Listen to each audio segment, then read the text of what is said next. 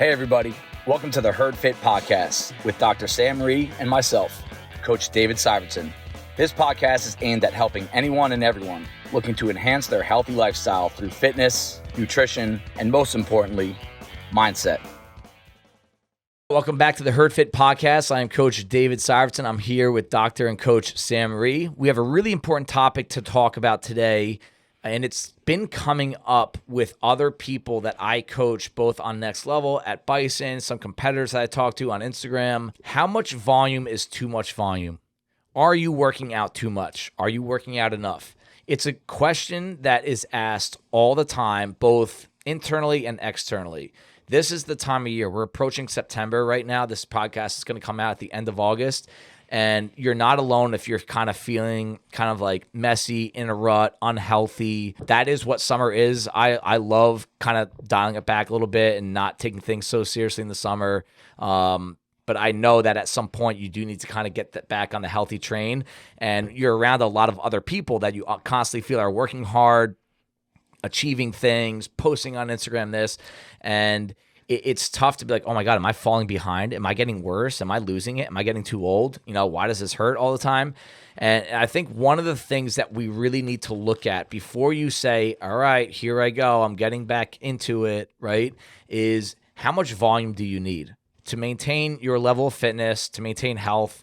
And the conversation will go in a few different directions, but I have three main bullet points under this conversation that I want to help maybe get some wheels spinning in your head in regard to this topic specifically. Sam, opening thoughts on how much volume is too much, how little is too little. This is a great topic, and as soon as you brought it up, I thought this is awesome because I wrestle with this every week. I have to try to figure out for myself what is the right amount of volume, and it depends on so many different factors. So I think if you're experienced, if you're novice, this is something that we deal with as CrossFitters all the time. Yeah.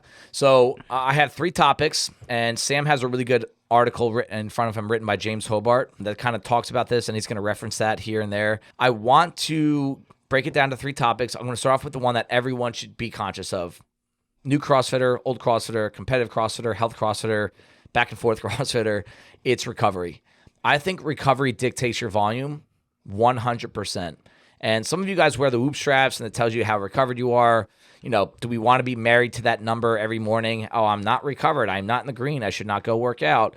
No, I don't think you should. But I also think if you're constantly in the red or yellow, it's probably a red flag that you should put some attention on. And to keep this simple, what does recovered feel like? Does that mean you're never sore, you're never achy? I wouldn't go that strict with it, but I would say that if you have certain parts of the week, whether it's like if you're a traditional person that works out Monday and Tuesday and then it starts to get a little gray in there, if you start to wake up and things don't feel good, like you're actually in pain, I'm not talking just about stiffness, although that can be a part of it. Like, you actually have pain in your joints, like where you start to warm up and you don't feel better. It still feels bad.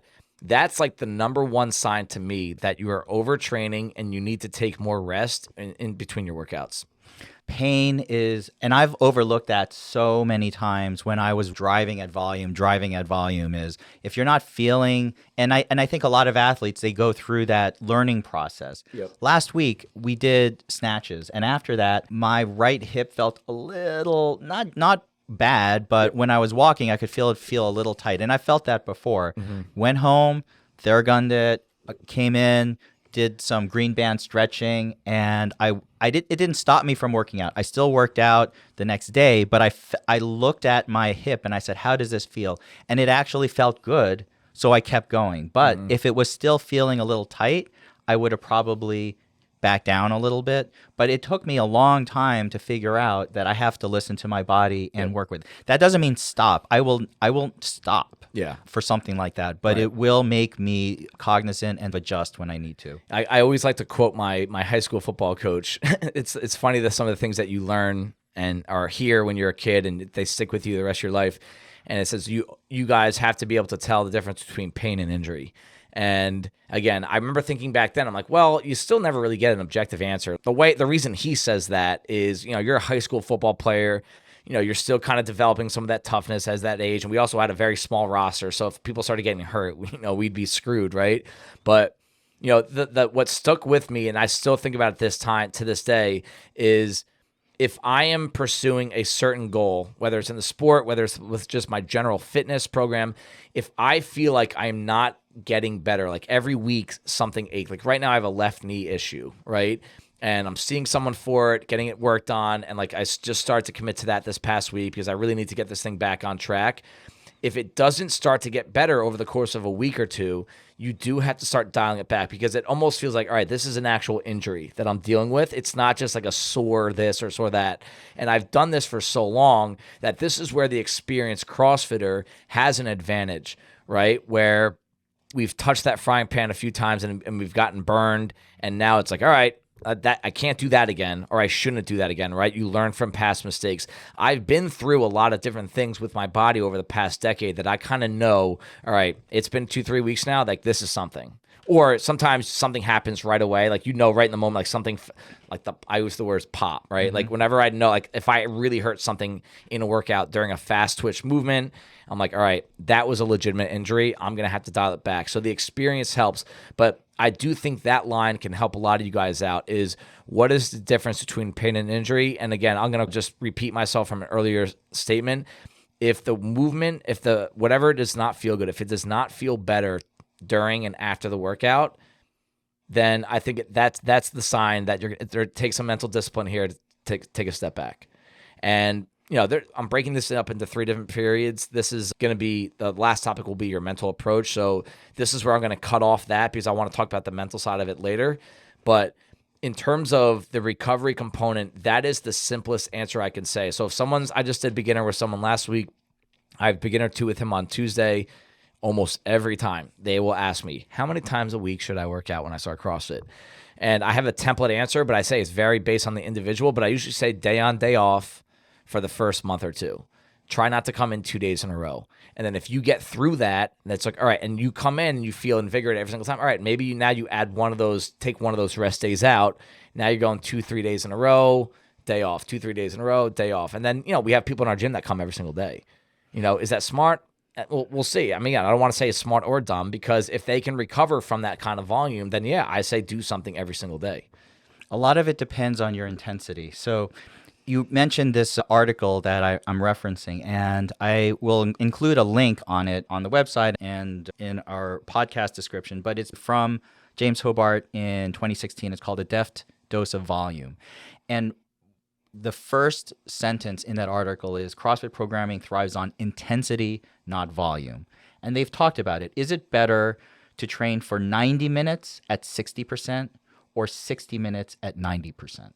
So for a lot of programming, a lot of work that you do, are you benefiting from coming in every day and putting in less intensity versus really focusing on certain workouts and hitting it with more intensity? Now, I work out probably more than, I'm usually like a 4 on 1 off kind of day, depending on the week and depending on how I feel. Yep. I can't go 90% for every one of those workouts. Good point. So yeah. I pick and choose, and I feel like I'm still getting benefits even going at a lower intensity. But I'm also aware that my best improvements, where I make the most gains, is where I focus and I go at a high level of intensity. Mm-hmm. And, if I'm going to half-ass a workout every day, but I come in every day, what kind of benefit am I getting from that? So I think a lot of us should really think about that. Yeah, that's great. That's going to come back up when I talk about the mindset at the end. There's nothing wrong with picking days where you really go after it hard, and more often than that, it's going at 80% speed. I worked out at 80% speed a lot in this past year, and it helped me a lot in a lot of different ways. So we'll talk about that. Number 2 here, how much volume is too much volume, or how little is too little, is if you have a competitive goal, and competitive goal to me, it can be a few different things. I hate when people say competitive is only games. Like, that's garbage. Competitive goal to me is you sign up for a local competition and you want to go and give your best effort. A competitive goal can be like, hey, I'm going to do the Open every year. I want to give my best effort in the Open every single year. It could be the Bison Bowl. It could be like, no, like competitive is, I have a few people in the gym that we have a respectful relationship in this regard. I kind of want to start beating these people. Like Dan Coda's got a group of people that he's competed with over the years. They're great friends, but they try to beat each other. They're still great friends. Like they want each other to do well. That's still a competitive goal to me. So it can go in a few different directions. But if you are going down that competitive route, it could be any of the things I just talked about, or your own, pursuit of whatever high-level competition you're going for, you do need more volume at some point, in my opinion. Now, how serious your goal is or how high level you are, that will dictate how much more volume you need to do. But if I have a goal of going to a local competition in October, which is 3 workouts in the matter of 6 hours that need to be, you need to be 100% at all 3. There is volume that needs to be trained to train that activity of 3 workouts in a day. And to only do 1 workout a day and never do extra work, you're not screwed if you show up to the competition. You're not going to do poorly. You're not going to be embarrassed. You're just not actually training for the competition. You doing back-to-back workouts or back-to-back workouts for the first time at the competition, you're not fully prepared for that environment. Now, if you're okay with that because you're just going for the experience, more power to you. Seriously, I don't want people coming into the gym doing 3 workouts because Dave said I need to do 3 workouts before the Garden State Open. If you want to go do like your best effort and actually simulate yourself for that, you do need to do multiple sessions in a day or pick up the volume throughout the week, pick up the intensity levels in the week. Thoughts on that? Absolutely. The issue is that if you're an athlete and you want to do a local comp, you have to talk to your coach and say, okay, what is it that's my goal with this? Most of the people that are competitive athletes that are doing extra volume have excellent mechanics and consistency. Yeah. So if your coach says, yeah, you should be able to do this local comp, but you really have to work on your mechanics of your snatch because that is really a problem for you. Or you know what? Every time we do these bar muscle ups, you have to scale these and because you don't have them. Do the extra volume, but you know what your extra volume is going to be? It's going to be skill work. Yeah. It's not going to be a Metcon where you're doing 50 crappy bar muscle ups where you're chicken winging it all the time. Yep. You're going to go to your coach and your coach is going to say, you're going to work on building up your lat strength. Yep. You're going to work on your shoulder overhead squat motion so your snatch is going to be better. A lot of boring stuff that is not very fulfilling. If you struggle with mechanics, then it's not the volume, it's rehearsing good movement patterns. And that's what more volume generally is going to be for most of the athletes. Yep. If you're a competitive athlete and you move perfectly like a Rich Froning for everything, fine. Your body can take that extra volume, but you need someone to look at you critically and say, this is what you need to do. Good point. And that's what next level really was for me and for a lot of people is where are you needing more movement pattern improvement? Right. What is it that you're not doing consistently? And then working on that. It wasn't like, hey, Dave's telling me to do another 20-minute Metcon every day. Like that would have been a recipe for disaster. Yeah. It goes back to the old school ladder, the pyramid of CrossFit, right? Mechanics first, consistency second, intensity third. And intensity in this discussion is volume, right? You can add intensity several different ways in CrossFit workouts.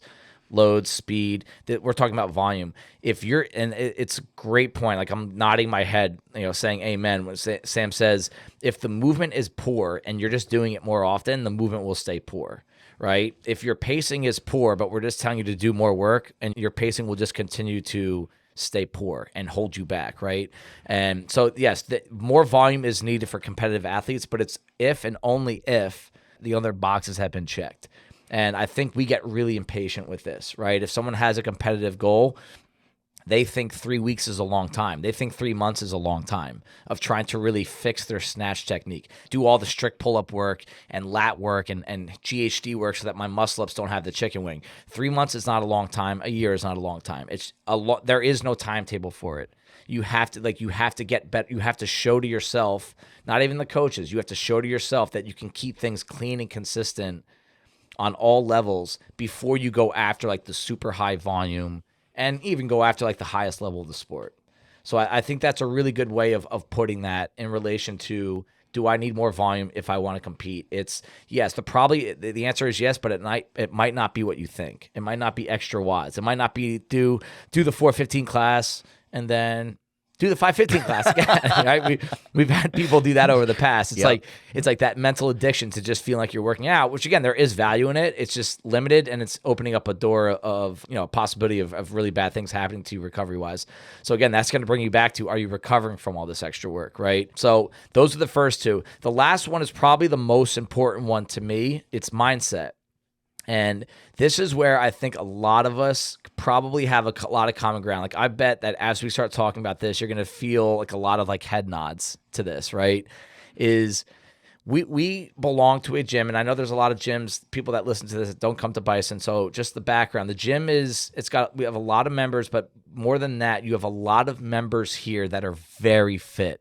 And this is not coming from like a proud dad coach of CrossFit Bison. Like we have, 25 people qualify for quarterfinals out of the Open. We have, a handful of people that might qualify for the Legends Comp. We have, and then we even have another dozen or 24 people that just missed out on that level, right? And even take that level out of it, you still have a lot of people that sign up for competitions. Like people in our state love our gym because so many people from our gym sign up for their competitions, right? They go there, they compete. That's a competitor to me, right? They're competing. And it's hard not to be inspired by it.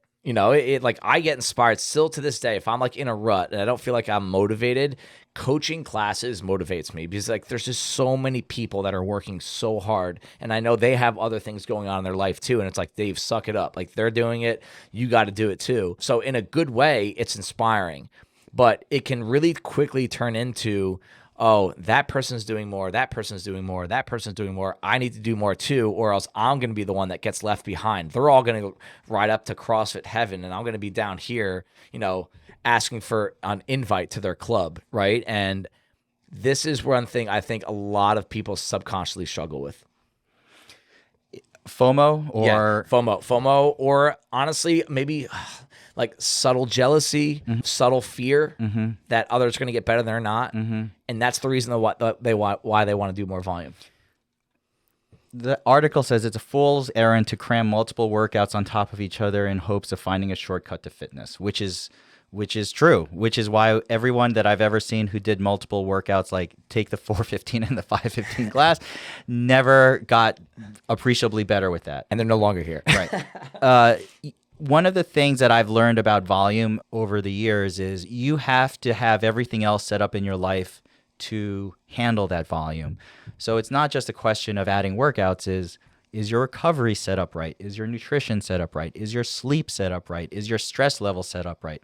Every time I added volume and I didn't have anything else set up in my life, my work schedule sucked, I wasn't eating well, my sleep patterns were really disordered, it always led to injury. And I can't take that volume unless I know that my foundation, my framework, everything else around me is set up. And I think if, as a coach, when I have athletes come to me and say, I want to do more, and the reason why I want to do more is either I want to compete, right, or I want to do this, that, or the other thing, the first thing I would always say is, like you said, mentally, what are your motivations? Yeah. And are you really prepared to do that? Because the people who just want to, keep up with people, they don't know what these other people are doing. They know nothing. And these people that I know who come in so often, their lives they're so good at everything else in their life. Right. A lot of centers around training. Like the training is just like one component to it. Most of them. There are some freaks that don't do anything and they're really good, but they're not your ordinary person. Yeah, and you don't want to use them as a gauge, right? And I'm really big on trying not to use other people as a gauge. Period. I just want to say this to the volume, to the people that really think that the volume is what's separating them from the next level, right? It's not the case. Most of the time, I would say Bison's been open for almost 10 years now, and if we want to get into good and bad or best athletes, worst athlete, whatever, right? The best athletes that have been in our gym did not do more volume than the workout. I want that to just simmer in your head. Greg Glassman always said that. Like who's been the best athlete in our gym no longer comes here. Most consistent, 6 a.m.er. Oh, Ryan Radcliffe. And that guy almost never did extra work. Now, he was a professional athlete caliber before he started CrossFit. The dude was a freak. He was a D1 quarterback. Yeah, D1 quarterback. He actually was in training camp with the Redskins, and I think he got drafted out of high school to play baseball. So, yes, we're talking about a very high-end athlete, and you don't want to compare yourself, but I do want to put the thought in your head that you're talking about the highest level at a gym that has a lot of high-level athletes never did extra work. Well, he would do some handstand push-up work after some workouts. Very rarely. Okay. But what was that work? It was slow, boring work, right? Skill work. And every now and then, like if he signed up for a competition or the Open was coming up, he put a little extra into it. Yeah. And again, I'm not going to use Ryan Radcliffe as an example for all of you to listen to because A, some of you guys don't know him. B, he was a very gifted athlete naturally. But I do think that what he did really well is every day he came in like same time, moved exceptionally well. He was always asking for like movement diagnosis. Am I moving well? Am I doing it correctly? How can I get better? And he put all he had into every workout. Whatever he had in him, he put it into that workout. High level of intensity. Yeah, and just consistency. Yeah. And I think this is where I think there's a really strong disconnect between athletes that feel like they have something more to achieve, but they also don't want to get hurt, and they still want to have like their lifestyle on the outside that they're too stubborn and don't want to change. It's the consistency of your habits in and out of the gym that will bring you up to a higher level. And the longer you do CrossFit, the more that becomes true. If you're really inconsistent with drinking, with eating, with sleeping, with stress levels, more work is probably more likely to bring you worse. Yes. Down the ladder than up the ladder. Yep. And I think that's something we should all put thought into. There are two things I want to bring up. One is I would also I know you use your brother for an example all the time. Yep. But does he do any additional CrossFit training? Never. No. And I honestly feel like his level of fitness is as good or better over the past 5, 6, 7, 8 years that he's been CrossFitting. Yeah. How many people could have 4 kids in that span and still say that? You know? And what has he done extra? But you know what he does? He's consistent. Yep. And he brings max intensity to his workouts. He tries very hard every single time. Really, really hard. And that's good enough for him mentally. He checks that box. He does it. He walks out of here. He comes back the next day. And he has no aspirations for competitive CrossFit or to do certain things. He's just someone who's looking to maintain or keep his level of fitness. And I think he's actually improved over the years just because of that approach that he's brought. Right. That's the first thing. The second thing is I wanted to ask you about how you were able to add volume into your life, and then how you actually decreased, because I think you actually have for sure volume in your life in terms of what your training is. So, I mean, I was around some responsible people. Like, I was fortunate. Again, you had like good people in front of me, like helping me out back in 2012 when I really wanted to commit to like, all right, I really want to go as high as I can within the sport. And here we are 10 years later, right? And that's a long time. It's amazing how much happens in 10 years. But I had a lot of people really teach me that. Like, I can tell my coach's names: Stefan, Maris, Dan Romano, Craig Parcells, Mike Delator. They always preached, don't do more, just do what you're doing better. Don't do more, but do what you're doing better. Like, move better, move better. And then eventually it was, hey, I'm recovering really well from this. I'm coming 6 days a week, and every time I come in, I can put max output on. I'm not getting injured. I feel pretty good. Let's have one of these days have 2 sessions in them. All right. Recover from that really well. This is around the time Bison opened, so I'm about 2-3 years in now. And then as I inched up, like the highest my volume ever was prior to the French Throwdown in 2019, maybe the year prior to 2018 when I started training with that Coliseum crew. And that's when I was at the highest level of like multiple intensity sessions per day. Like, it was so much. And at that point, I also think that was the easiest and cleanest my lifestyle ever was. All right. Pre-kid, pre-owning a house, had a little bit more help at the gym. So I wasn't opening up the gym every single morning, closing it every single night. And that is when all those habits like really got cleaned up. And I was so consistent for 2-3 years. And I had outside help. I hired a nutrition coach back at that time, right? Everything else was lined up so well, but I inched it up. I didn't go from CrossFitting once a day, 5 days a week so basically 5 workouts a week to 12. Like, it was basically 7 workouts a week to 8, then to 9, then to 10. I'm still recovering, 11. Lifestyle's getting cleaned up, 12, right? And now the reason why you dial it back is like the life has changed, right? It's hard for me to maintain a really like that same lifestyle where like I could put everything into it. Like everyone that has a young kid, like, your sleep's different. It's unpredictable. Totally. There's other lifestyle things that have gotten in the way of. So like, I do work out less now than I used to. And I think it's going to stay there until I really, there's some things that Ash and I are talking about with the fall that I might be able to up the volume as Legends comes closer. But I know this, that if I can't recover and I don't have the lifestyle lined up, I'm not going to go work out. And I think one thing that's changed about me that I think a lot of people need to hear is my addiction to working out is not what it used to be. Yeah, let's talk about this addiction, because I feel like I have it a little bit, and a lot of people have it maybe in varying degrees. Yeah, so it's like a self-worth thing. And like, I hate saying that. I don't know how else to say it. Maybe you have better terminology than me, because when we talk about self-worth, like, I never put my self-worth, and I don't think many people do. Like, I think they say they do, but I don't know if they, like, I don't walk around proud at the grocery store if I crush a workout, and I don't like walk around like upset, grocery shopping if I had a bad workout. Like, self-worth to me goes a little deeper than just the workout, but it was such a big part of my life that I wanted everything to kind of revolve around competing. And I don't feel that way anymore. And because of that, I don't have this addiction to like, I have to get this score in this time. I have to get here at this time. I have to get this time. I have to do this twice a day. I have to do this on Sunday mornings at 6 a.m. There are other things that I have my priorities on. And a lot of it happens naturally, whether you want it to or not, when different things happen with work, with your family. But I think there's a lot of people in our gym that they will have a bad day if they don't go to the gym.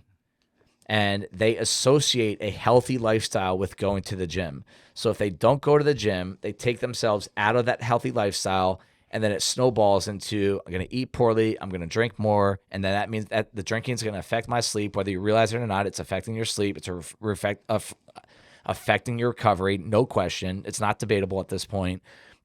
And then it's all these things pile up. You're going to the gym less, you're eating more, you're drinking more, you're sleeping less.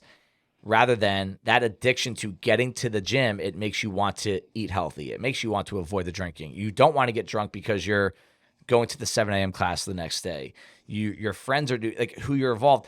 It's all about this addiction to like, I feel like I'm really pursuing something. And it's not bad. It's not good, but you need to be aware that is what bringing you to the gym. You're just addicted to that lifestyle of feeling healthy. My addiction is similar, or has been. It's been when I felt like I could put a really good number up on the whiteboard, and people could look at it, and daily fulfillment, and they could respect it and be like, "Yeah, Sam did X number of rounds, and that was like really amongst the top scores." For a long time, if I did that, like the rest of the day, my mood would be a little bit up, like a little bit of a dopamine hit on that. Yep. And if I really crapped the bed on a workout, or I saw that like these other guys who I'm competitive with did a lot better than me, then maybe it wasn't like a total depression, but maybe I wasn't like quite as up as I would be. Yeah. And for a long time, a lot of what I did was unfortunately guided by that. Right. Like, oh, you know what? Do I have other people's respect? Yeah. Oh, I didn't do so great on the front squat, so I really need to go back and work on my front squats. And that pushed me, unfortunately, in a way that I don't think was really healthy. Yeah. And it took a lot of beat downs, either from injury or just a lot of people getting better. Yeah. I mean, listen, as you get older, there's always going to be younger, fitter, better athletes that come in. Yep. And at some point, you realize if you base your dopamine, your happiness, or you rely on these dopamine hits, you're never going to be happy with what you do. Yeah. Not that I don't try really hard, but I think some of it also has helped that I've become a coach. Yeah. And you see the other side. And I can also live vicariously through people. So for example, the other day with Fred.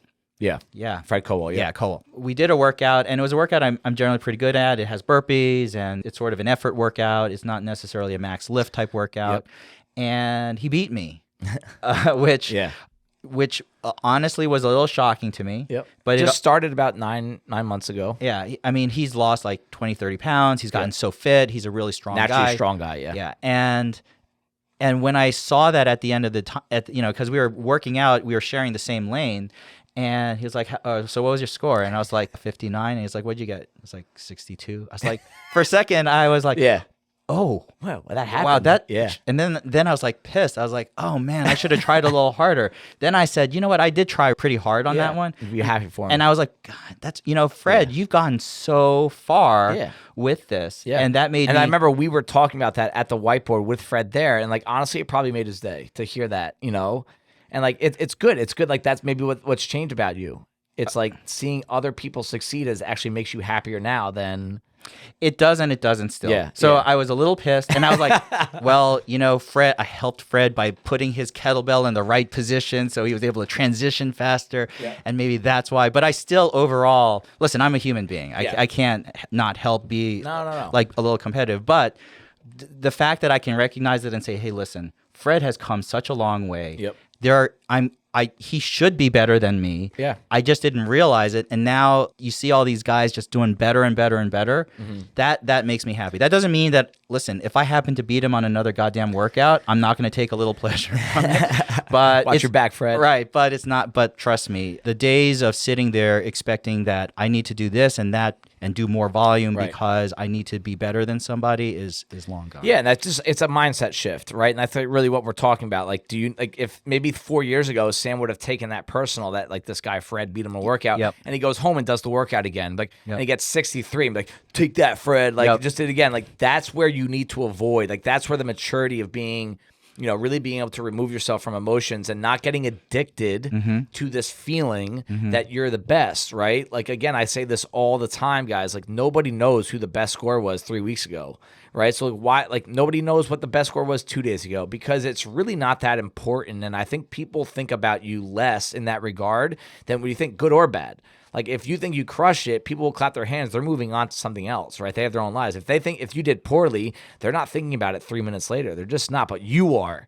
And it's hard to remove yourself from that emotion all the time. But I promise you, like, I talk to people all day, 7 days a week about this stuff.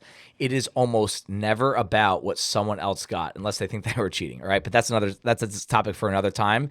So this feeling, if you ever feel like an addiction or even a sense of pressure that you need to go to the gym and do more volume, right? I think that's a red flag that you need to take care of right away. That's more important than you fixing your thrusters. I'm telling you, if you feel addicted to, like, I love the feeling that I have after a workout. I truly love it. It's part of the one things, but I know that it's short lasting. All right. It's not going to be there in a few hours. And I'm happier about the big picture that I'm just consistently in the game. I'm working hard. I'm trying to be fit, trying to be healthy, trying to be competitive. It's never this addiction. Like, if I don't get to the gym tomorrow morning, like, that's the plan. I'm not going to let that ruin my day, because big picture, it's just not a big deal. But if I have this short-term addiction to getting into the gym, crushing myself, crushing other people, right? I think that's a red flag that eventually is going to come back and bite you really hard. So anything else on this topic, Sam, that you want to close with in terms of if anyone just wants a little bit more guidance on, and are they doing enough? Are they doing too much? Are they doing too little? I think talking to coaches is huge. Yep. I'll post this article. It has some template in terms of some thoughts about how much to program and thoughts about programming as well. Cool. You always got to go back to the old CrossFit Journal articles. Yeah, those guys that have been around. I do think experience helps. Like, I think if you're a new CrossFitter, it helps to, whether it's a coach, it could be even another athlete that's been around for a long time, just like kind of just giving some feedback and bouncing ideas off each other. Communication is key in a lot of areas in life, and I think this is one of them, because I know a lot of you just love to work out. It's a hobby of yours. You're trying to be as healthy and competitive as possible, but there is a line that if you cross it, I think it's going to eventually come back and rear its ugly head. All right, thanks, guys. Thank you, everybody, for taking the time out of your day to listen to the Herd Fit podcast. Be on the lookout for next week's episode.